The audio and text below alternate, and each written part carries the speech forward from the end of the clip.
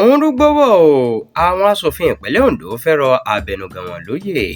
Àwọn ọmọ ilé-ìgbìmọ̀ aṣòfin ìpínlẹ̀ Ondo ti gùn lé ètò láti rọ Abenugan wọn Olamide Ọládìjì lóyè lórí ẹ̀sùn ìpàsípààyọ̀ owó.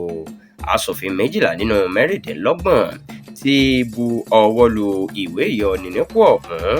Wọ́n sì ti ké sí àjọ tó ń rí sí ṣíṣe owó aráàlú kúmọkùmọ ìyẹn EFCC láti fojú sùnùkùn wo ọ̀rọ̀ yìí látàrí bí àwọn owó kan ṣe pòórá lákàtà Ọ̀làdìmẹ́jì.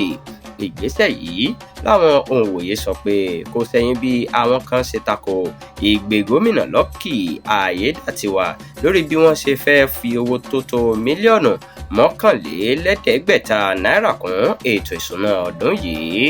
Àwọn aṣòfin yìí ni wọ́n tó fẹ̀sùn kan Ọ̀làdìmẹ́jì pé ṣe ló tún ṣe mílíọ̀nù lọ́nà 50 náírà kúmọkùmọ eléyìí tó jẹ́ fún lílo àwọn aráàlú.